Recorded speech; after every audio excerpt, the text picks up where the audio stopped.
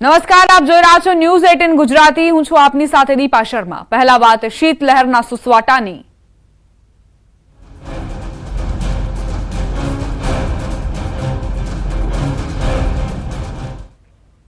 રાજ્યમાં હાડ થીજાવતી ઠંડી યથાવત। ઠંડીનો પારો ગગડીને 5 ડિગ્રીએ નોંધાયો। નલિયામાં સૌથી ઓછું 5 ડિગ્રી તાપમાન। નલિયામાં સામાન્ય કરતા 7.6 ડિગ્રી ઓછું તાપમાન નોંધાયું। અમરેલીના ધારીમાં 8.1 ડિગ્રી તાપમાન। દાહોદમાં 8.2 ડિગ્રી, નર્મદા 9.1 ડિગ્રી તાપમાન, થરાદમાં 9.6 ડિગ્રી તાપમાન નોંધાયું। રાજકોટની વાત કરીએ તો 9.7 ડિગ્રી તાપમાન રહ્યું છે। ડીસામાં 10.6 ડિગ્રી, તો ભુજમાં 11 ડિગ્રી તાપમાન નોંધાયું। અમરેલીમાં 11.8 ડિગ્રી તાપમાન રહ્યું। અમદાવાદમાં આંકડો 13.4 ડિગ્રીની આસપાસ રહ્યો છે।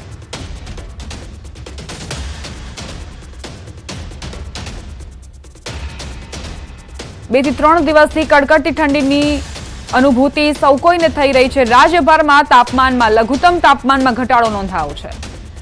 રાજકોટ હોય કે અમદાવાદ, વડોદરા હોય કે પછી જૂનાગઢ, તમામ જે મહાનગરો છે તે તો કડકડતી ઠંડીમાં ઠૂંઠવાયા જ છે, પરંતુ સાથે સાથે અન્ય જે જિલ્લાઓ છે તે પણ પ્રભાવિત જોવા મળી રહ્યા છે। ઉત્તરથી દક્ષિણ, સૌરાષ્ટ્ર, કચ્છ તમામ ઝોનમાં કડકડતી ઠંડીનો અનુભવ લોકો કરી રહ્યા છે। તાપમાનનો સહારો પણ લઈ રહ્યા છે।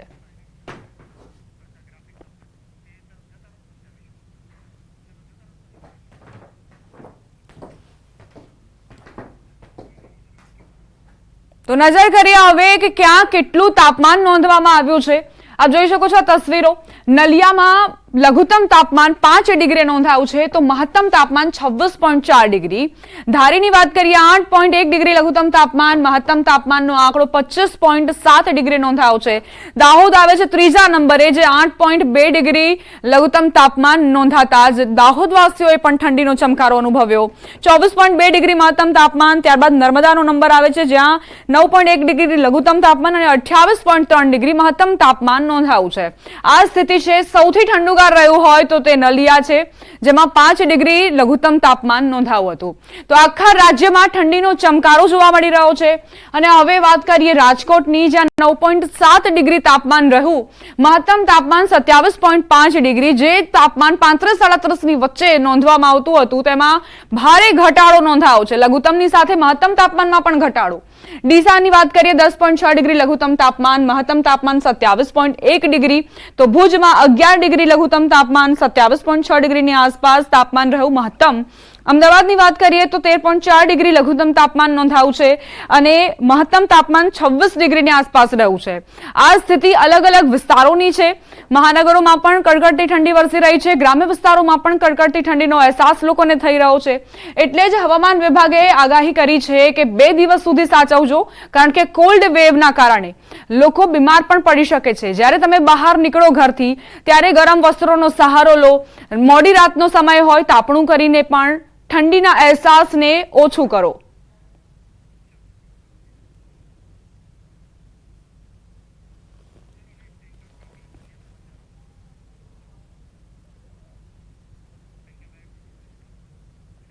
હવે નજર કરીએ અન્ય સમાચારો પર। બનાસકાંઠાથી સમાચાર। ડાભી ગામની માધ્યમિક શાળાને તાળાબંધી કરાઈ છે। સતત ત્રીજા દિવસે શાળાને તાળાબંધી કરાઈ। શિક્ષકોની ઘટને લઈને શાળાને તાળા મારવામાં આવ્યા। ગ્રામજનોએ ઉપવાસ આંદોલનની ચીમકી આપી છે। સ્કૂલમાં શિક્ષકોની ભારે ઘટ હોવાથી સોઈગામના ડાભી ગામની પ્રાથમિક શાળાને તાળાબંધી કરાઈ છે। આજે ગ્રામજનોએ શાળા આગળ બેસીને ઉપવાસ આંદોલન કરવાની ચીમકી ઉચ્ચારી। જ્યાં સુધી શિક્ષકોની ભરતી સહિતની અન્ય માંગો નહીં સ્વીકારાય ત્યાં સુધી સ્કૂલને તાળાબંધી રાખવા ગ્રામજનો મક્કમ જોવા મળી રહ્યા છે। શિક્ષકોની ઘટના કારણે ગામવાસીઓ વિફર્યા છે। તેમનું કહેવું છે કે અમારા બાળકોનું શિક્ષણ કથળી રહ્યું છે।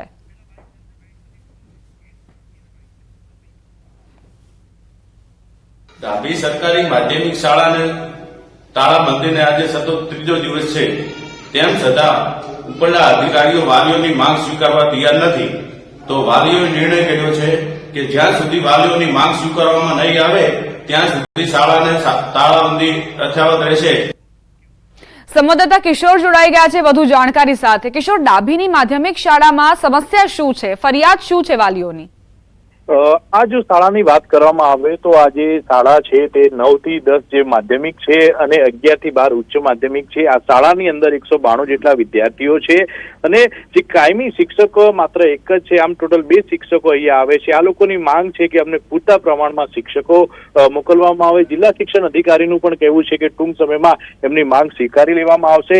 આ જ્યારે ડાબી ગામના જે લોકો છે તેમનું કહેવું છે કે જેટલા સુધી આ શિક્ષકોની જે ઘટ છે તે ઘટ પૂરી નહીં કરવામાં આવે તેટલા સુધી શાળાને તાળાબંધી કરવામાં આવશે. આમ સતત ત્રીજા દિવસે પણ આજે સુઈ ગામના ડાબી ગામની માધ્યમિક શાળાને વાલીઓ દ્વારા અત્યારે તો તાળાબંધી કરવામાં આવી છે અને શાળા આગળ બેસીને ઉપવાસ આંદોલન કરવાની ચીમકી પણ અત્યારે ઉચ્ચારી છે.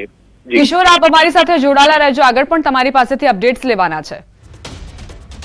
વધુ એક સમાચાર બનાસકાંઠાથી, જ્યાં માઇનોર કેનાલમાં ગાબડું પડ્યું. વાવની જોરડીયાળી કેનાલમાં મસમોટું ગાબડું પડ્યું. સરહદીય વિસ્તારોમાં કેનાલમાં ગાબડા પડવાનો સિલસિલો યથાવત જોવા મળી રહ્યો છે. ગાબડું પડતાની સાથે જ ખેડૂતે વાવેલા જીરાના પાકમાં પાણી ફરી વળ્યા. ખેડૂતે વિડીયો વાયરલ કરીને પ્રશાસનને જાણ કરી. રવિ સિઝન દરમિયાન અનેકવાર સરહદીય વિસ્તારમાં ગાબડા પડી રહ્યા છે. સંવાદદાતા કિશોર જોડાયેલા છે. કિશોર, વારંવાર આજે માઇનોર કેનાલ છે તેમાં ગાબડા પડવાના કારણે ખેડૂતો પરેશાન થતા હોય છે, પાકને નુકસાન જાય છે, પરંતુ પ્રશાસન નિંદ્રાધીન. અત્યારે ચોક્કસથી જ્યારે શિયાળુ પાકને સિઝન માટે માઇનોર કેનાલોમાં પાણી છોડવામાં આવી રહ્યું છે. આ માઇનોર કેનાલો એ હોય છે કે જે કેનાલોની અંદર સાફ સફાઈ વહીવટી તંત્ર દ્વારા કરવામાં નથી આવતી અને સાફ સફાઈ ના કરવાના અભાવના લીધે આ અનેકવાર આ કેનાલોમાં ગાબડું પણ પડતું હોય છે. ત્યારે આ કાચી કેનાલો છે અને આ જે ગાબડું અત્યારે જે પડ્યું છે તે વાવના જોરડીયાર માઇનોર કેનાલમાં પડ્યું છે અને ગાબડું પડતાની સાથે જ જે પાણી હતું તે ખેડૂતના જીરાના પાકમાં ફરી વળ્યું હતું અને જીરાનો પાક જે છે તે નાશ પામ્યો છે. અને આ સમગ્ર મામલે ખેડૂતે જાતે જ વિડીયો બનાવીને તંત્રને જાણ પણ કરી છે, પરંતુ હજી સુધી તંત્રના કોઈ પણ અધિકારી જે છે તે આ સ્થળે પહોંચ્યા નથી. તેને લઈને ખેડૂતોમાં પણ રોષ જોવા મળ્યો છે. હવે રવિ સિઝન શરૂ થઈ છે ત્યારે અનેક જે વિસ્તારો છે ત્યાં પણ ગાબડા પડવાનો સિલસિલો હવે શરૂ થવાનો છે, કારણ કે આ જે કેનાલો છે તેની સાફ સફાઈ કરવામાં નથી આવતી. વહીવટી તંત્રને અનેકવાર જાણ કરવામાં આવે છે, છતાં પણ તંત્રના અધિકારીઓ દ્વારા આ કેનાલોની મુલાકાત કરવામાં નથી આવતી. તેના લીધે જ્યારે પણ પાણી છોડવામાં આવે છે આ માઇનોર કેનાલમાં ત્યારે ગાબડાઓ પડતા હોય છે અને તેનો ભોગ ખેડૂતો બનતા હોય છે. જી, આભાર કિશોર જાણકારી આપવા માટે.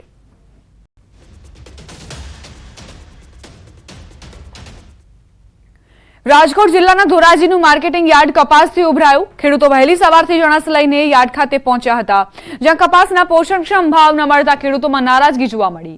કપાસના પ્રતિમણના 1400 થી 1500 ભાવ મળી રહ્યા છે. ખેડૂતોનું કહેવું છે કે વીઘા દીઠ વાવેતરથી ઉત્પાદન સુધી 15,000 જેટલો ખર્ચ થાય છે. આ તરફ મજૂરી ખર્ચ પણ વધ્યો છે.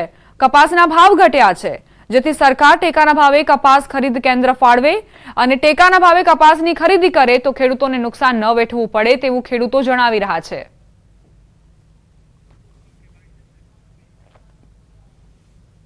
અત્યારે કપાસના ભાવ 1400 થી 1450 રૂપિયાનો મળે છે. હવે એનું પડતર કિંમત ઓલરેડી 2000 રૂપિયાની આસપાસ પડે. મજૂરી ખર્ચ અત્યારે 200 થી માંડીને 250 રૂપિયા લગીની વીણાઈ ખર્ચ 20 કિલો લેખે થાય છે.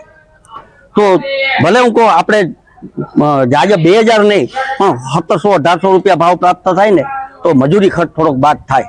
ભાવ મળતા નથી, પૂરા 1400 રૂપિયા જેવું છે, પણ 1800-2000 રૂપિયા ભાવ મળવો જ જોઈએ તો આ ખેડૂતને સહન થઈ શકે એમ છે કે તો ખેડૂત આ જીવનમાં જીવી શકે એમ છે. ખર્ચો જાજો કર્યો, પાછો ધોવાઈ ગયો તો કપા માન કરીને એટલો થાય છે. ઉતારામાં બહુ વીઘે 14-15 મણ થાય છે કપાસ થયો છે.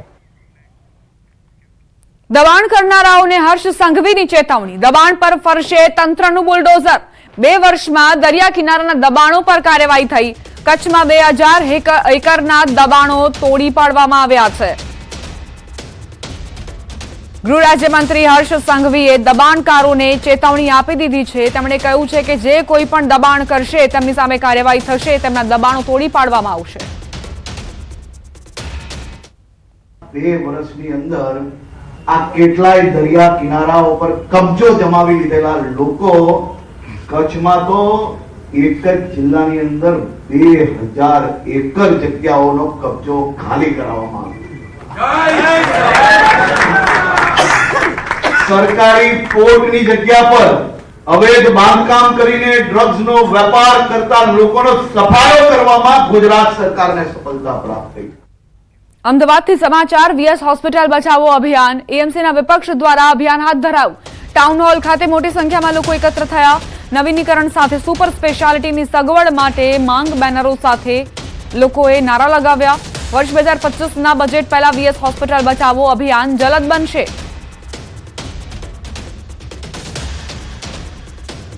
સંવાદદાતા દીપિકા જોડાઈ ગયા છે લાઈવ, તેમની પાસેથી વધુ જાણકારી લઈએ.